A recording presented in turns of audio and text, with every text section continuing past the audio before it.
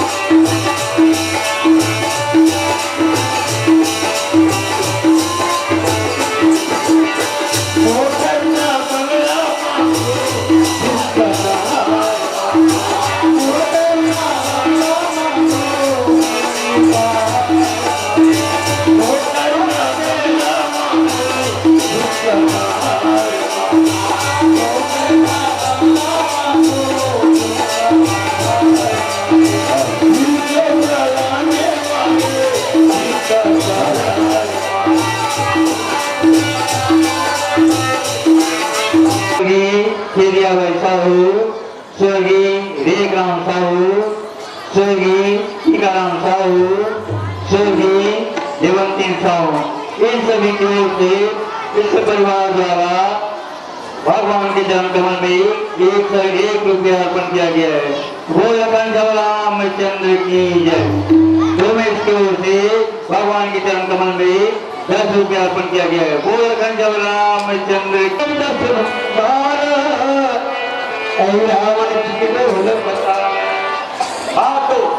आज हमारे आसन हिलने का कारण क्या है? इससे पहले तो आज तक ऐसा कभी नहीं हुआ। अभी जाकर आकर देखते हैं आज हमारे आसन हिलने का कारण क्या है। जय कामना देवी, जय नितिन कान्हा जी, इन दोनों की ओर से भगवान के जन्म में 10 रुपया अर्पण किया गया है। बोल रामचंद्र की जय। लगे इन दिनों को से भगवान के जन्म कमल में 21 रुपया अर्पण किया गया है। बोल रामचंद्र की जय। लगे मन हनुमान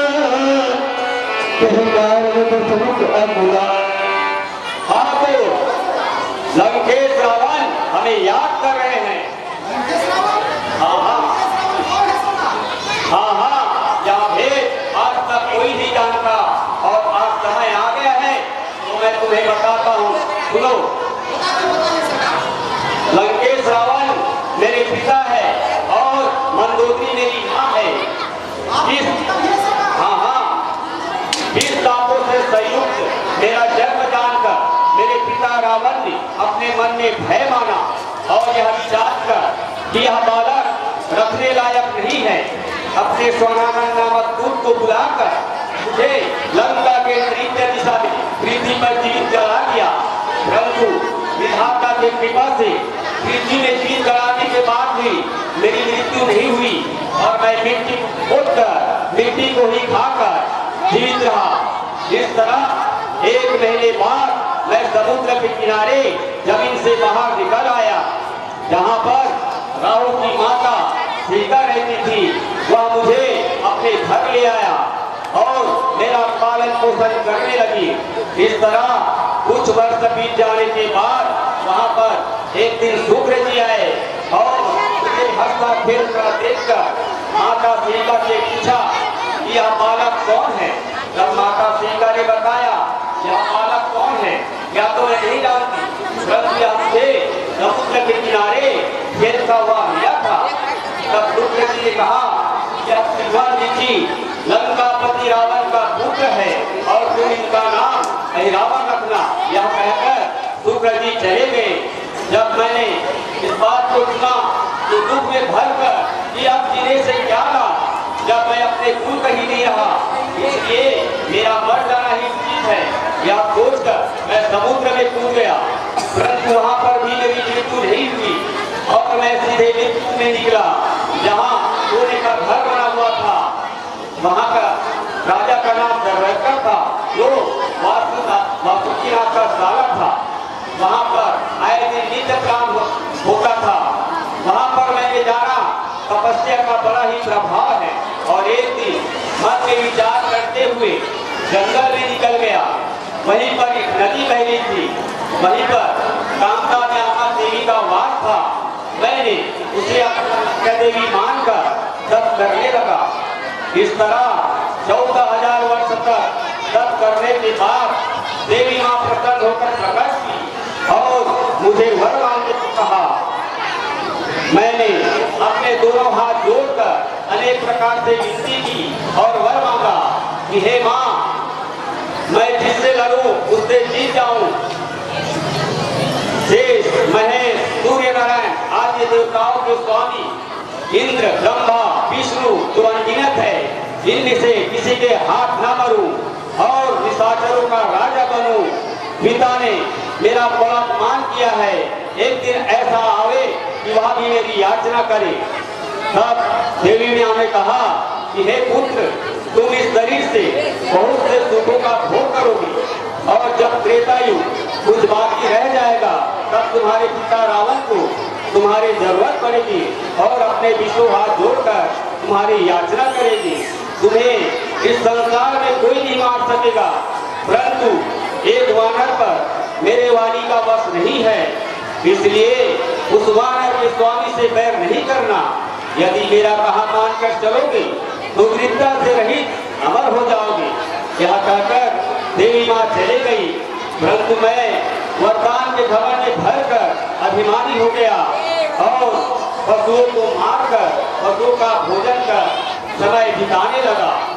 मेरे इस अत्याचार से राजा दवरकर बहुत ही क्रोधित हुए और अपने समस्त नाग सेना सहित मुझे पकड़ने के लिए आए।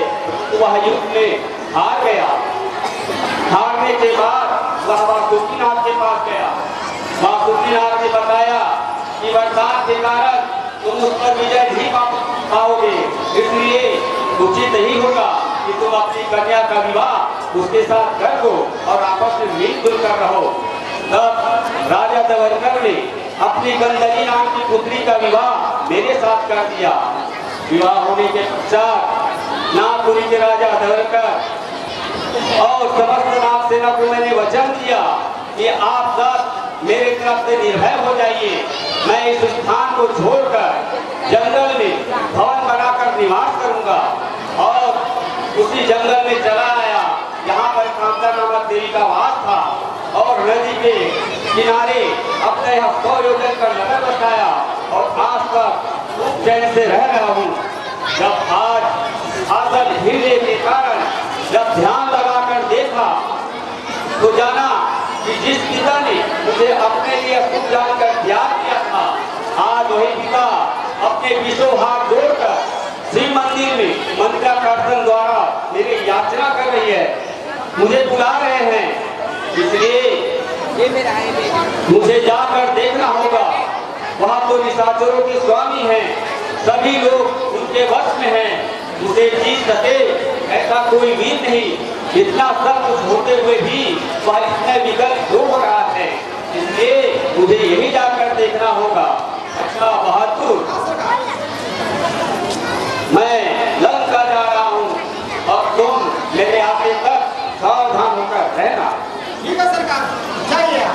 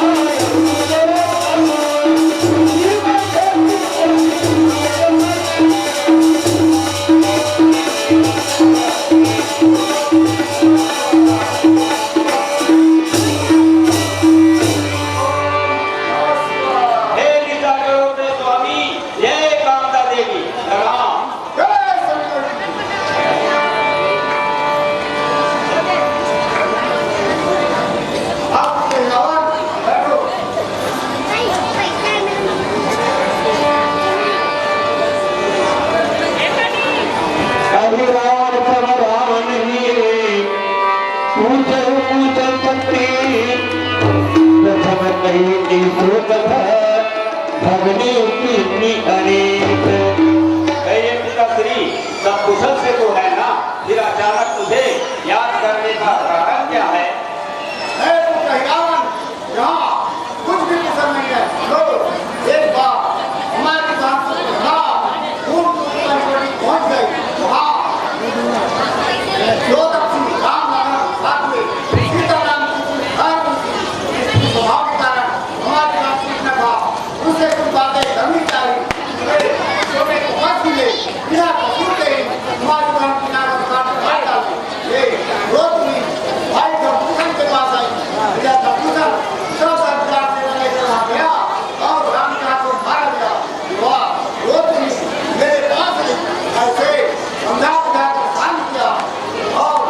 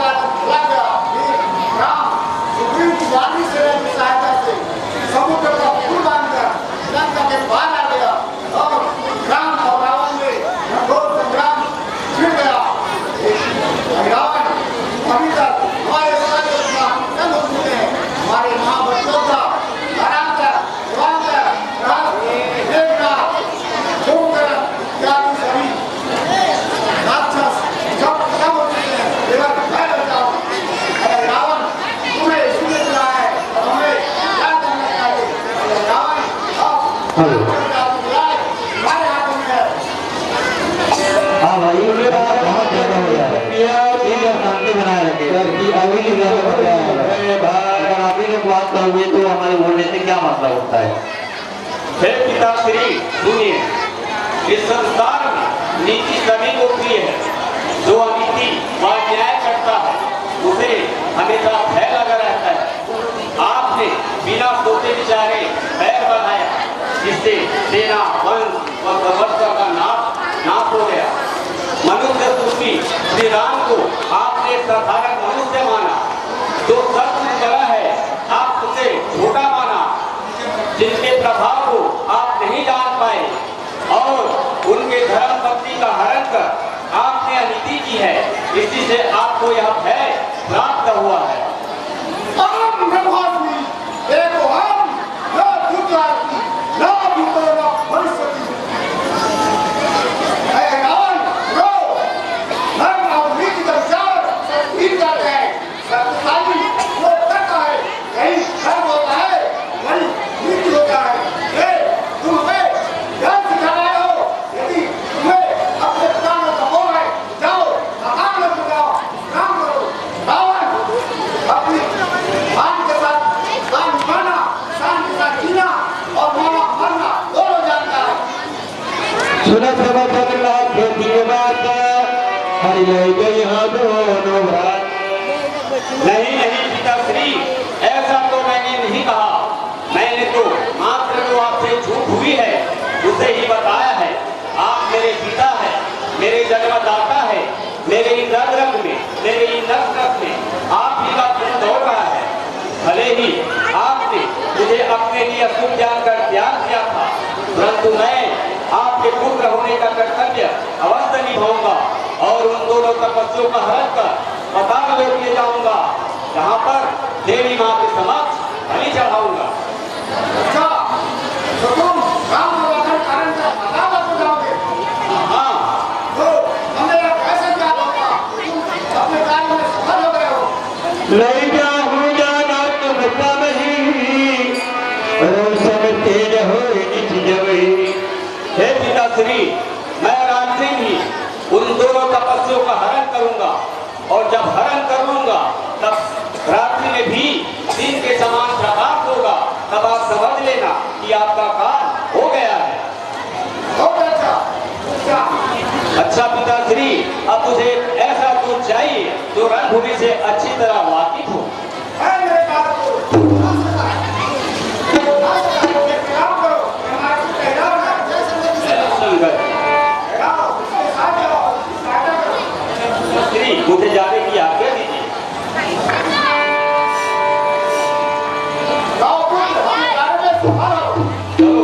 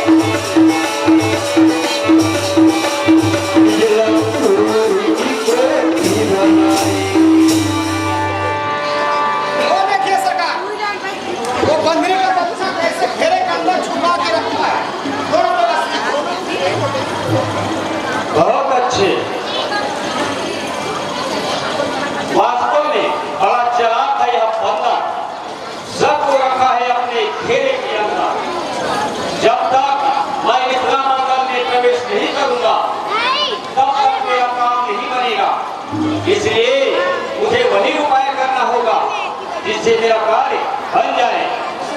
ऐसा क्या उपाय करूं जिससे मेरा काम बन जाए? चारों सरकार दिमाग लगाइए, सरकार विचार कीजिए क्या उपाय करना चाहिए। अच्छा तो हाँ सरकार। तुम यहीं पर ठहरो, मैं अभी आता हूं। अच्छा ठीक है सरकार, लेकिन जल्दी आओ। हाँ हाँ, यहाँ की जगह हमारे लिए नया है, हमको भी डर लगता है यहाँ पर।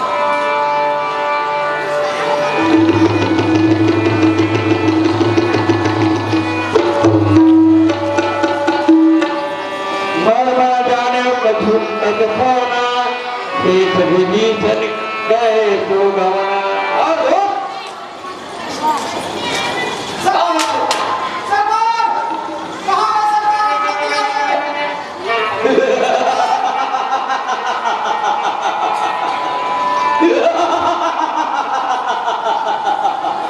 अरे दूर, तुम मुझे नहीं पहचान पाए? मैं सरकार मैं तो एकदम बिल्कुल नहीं पहचान रहा था सरकार। थोड़ा देर के लिए मैं आपको डर गया था सरकार कौन है करके। जब हम नहीं पहचाने तो वो बंदी का बच्चा कहाँ पहचान पाएगा सरकार आपको। हाँ हाँ दूर, अब मैं इसी भीषण काका के वेश में इस रामादल में प्रवेश करूंगा और अपना काम बनाऊंगा। जब तुम नहीं पहचान सके तो यह बंदर मुझे क्या पहचानेगा? जब हम 24 घंटा साथ में रहते हैं नहीं पहचानते, अच्छा दूर, बंदर क्या पहचानेगा। हाँ तुम जाओ और अभी जल्द ही ताजा चीता का भभूत ले आओ। ठीक है सरकार। पहले से रखे थे सरकार, क्या हमको पता है कि वहाँ जरूरत पड़ेगा। ले लीजिए।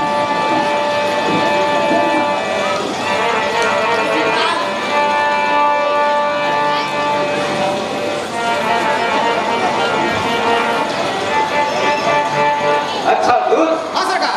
तुम यहीं ठहरो, हम अंदर प्रवेश करते हैं और जब तक हम अंदर प्रवेश ना कर जाएं, तुम यहीं रहना। हमारे प्रवेश करते ही तुम चले जाना। ठीक है सरकार, जाइए जाइए, आप प्रवेश करेंगे हम थक जाएंगे यहाँ से। ठीक है।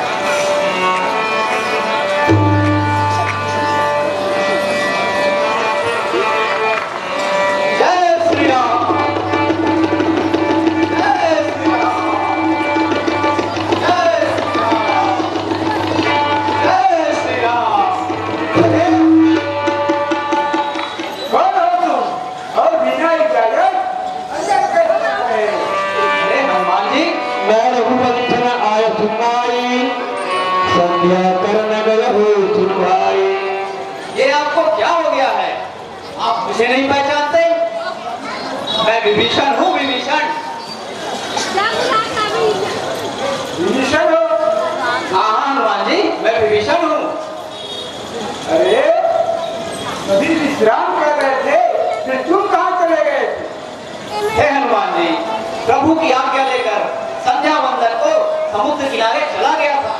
प्रभु के स्मरण में ऐसा मन लगा कि समय का ज्ञान ही नहीं रहा और मैं वहीं रह गया। अचानक से जब मेरी ध्यान टूटी तो मैं समय का ध्यान आते ही यहाँ दौड़ता हुआ आ रहा हूँ। अरे ये तुम्हारा सीना क्यों की भांति क्यों धड़क रहा है? आप कैसी बातें करते हैं हनुमान जी? अभी तो आपको बताया प्रभु नाराज ना हो इसलिए देर जानकर दौड़ता हुआ चला आ रहा हूँ। दौड़ने से मेरी सांस बढ़ गई है, फूल गई है, जिससे धड़कन बढ़ गया है, इसलिए धक धक कर रहा है। अच्छा ये बात है। हाँ हाँ, तो तुम्हारे जनेऊ कहाँ है? दिखाओ। ये देखिए। और हमारा ये देखिए।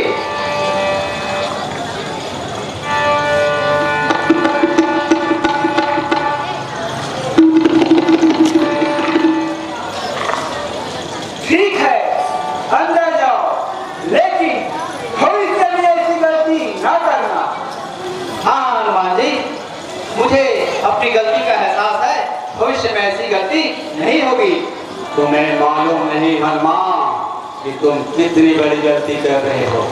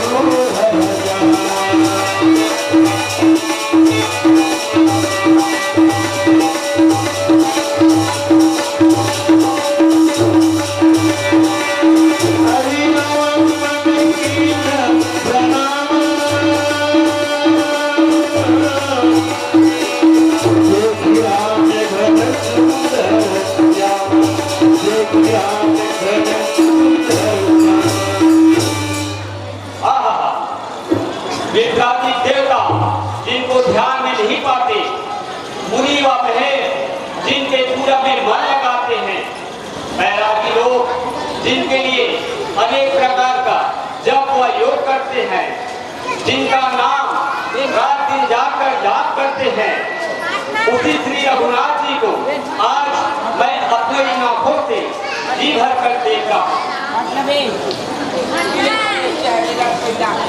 अरे ये क्या, इन तपस्यों को देखकर मुझे पता कैसा हो रहा है। नहीं, ऐसे में मेरे बच्चों का क्या होगा जो मैंने अपने पिता को दिया है। मुझे तो इन दोनों तपस्यों का हरण कर पाताल लोक ले जाना है, जहाँ तेरी माँ के समक्ष बलि देना है। इसलिए मुझे वही का उपाय करना होगा जिससे मेरा काम बन जाए। पहले मैं मोहिनी मंत्र से सबको सम्मोहित करूंगा।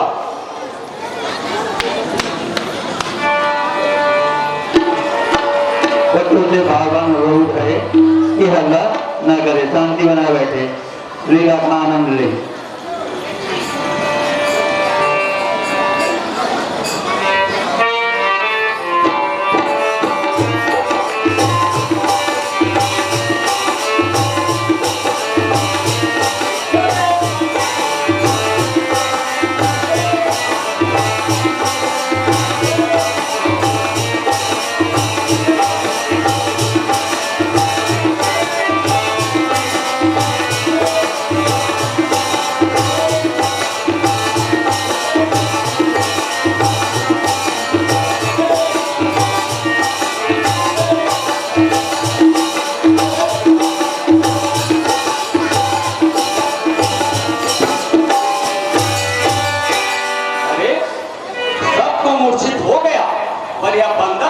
अभी भी होश में है।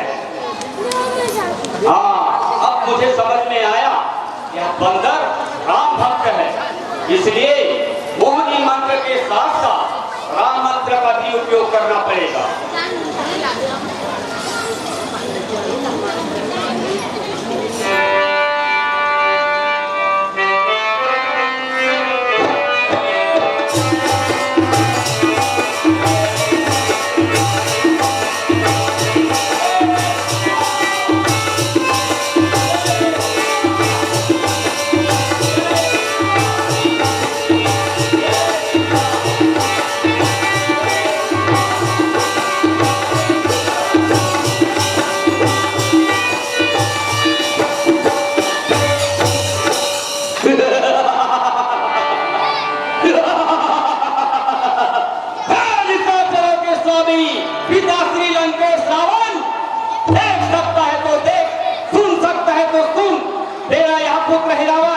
जिसे आपने अपने लिए तुम जानकर त्याग दिया था, आज वही तेरा पुत्र है रावण आपको दे हुए अपने वचन को पूर्ण करने जा रहा है। पिताश्री पूर्ण करने जा रहा है।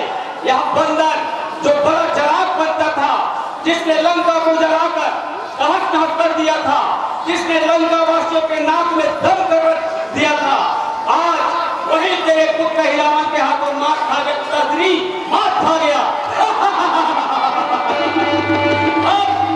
रावण के हाथों हरण होने और देवी माँ में बलि चढ़ने से कोई नहीं रोक सकता, कोई नहीं रोक सकता। है बूढ़े बंदर, तू रख सबको अपने घेरे के अंदर। मैं तो राम लखन को ले चला। छूमंतर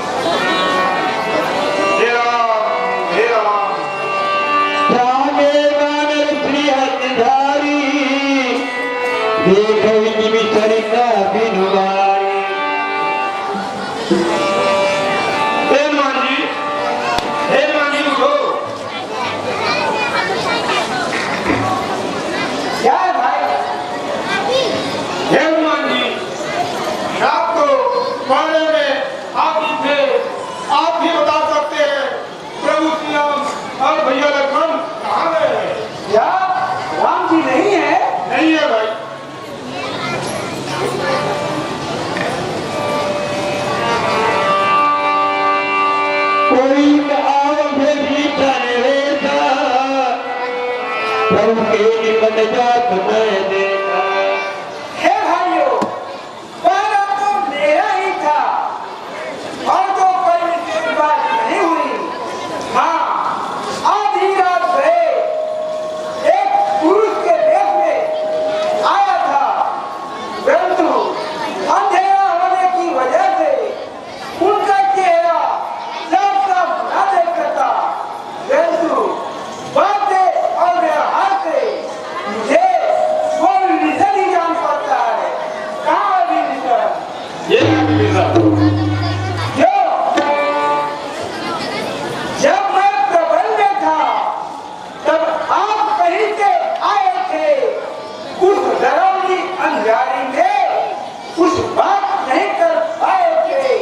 मैं रहा उधर अपनी धुन में, पर आप नाच की ओर गए।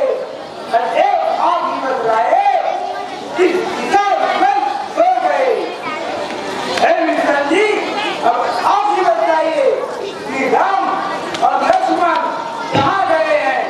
अरे कहने में भी लज्जा आती है कि तुम निशाचरों का मन की कपट जान नहीं पड़ता। शीघ्र बता, नहीं तो एक ही प्रहार से मैं तुम्हारी प्राण का हरण कर दूंगा। पवन चिरत बोले लंकेश, अहि रावण लगा अभेता। हाँ, अब आया कुछ समझ में, क्या है यह उत्पात? कुछ संदेश कहने कहलाया था रावण का बेटा अहिरावण पाताल लोक से आया है। निश्चय अंधियारी का कौतुक उसने यहाँ रचाया है। दुख भंजन को हमसे छीन दुख हमको दुष्ट दे गया है। तुमसे ही है वीरवर खेल गया है। हे हनुमान जी, हमें ऐसा प्रतीत होता है कि वह अहिरावण ही होगा जिसने प्रभु का हरण कर ले गया है, क्योंकि इस जग में मेरा स्वरूप सिर्फ वही धारण कर सकता है और वह इसलिए ऐसा करेगा क्योंकि वह रावण का पुत्र है और रावण ने उसे भेजा होगा। रावण का पुत्र है? हाँ हनुमान जी, वह रावण का पुत्र है, बड़ा ही मायावी और बलशाली है। कोई वीरवर उसे हराने के सोच भी नहीं सकता, कितना बलशाली है। भाई भाई पति गुरु हनुमान, सबल तात सकल भोग जान। जागो जागो हे हनुमान, सबकी जीवन की रक्षा करो, हम सबकी जीवन की रक्षा करो। रात्रि रात में बूढ़ी लाकर लक्ष्मण का प्राण बचाओ। तुम्हें जो काम पवन कर सकता है वह पवन कुमार तुम्हें किया है। जब तक तुमका अवसर आया तब तक तूने महावीर हम सब में नदीवन डाला है।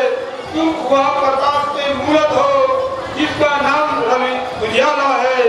लेते ही पवन सुत का नाम असरों का दिल हिल जाता है।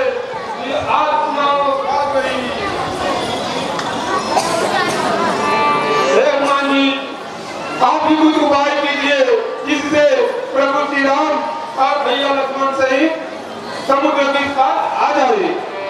भुवनचारी सुनील भुरोगा, आहो प्रभु नगर तुम चोगा।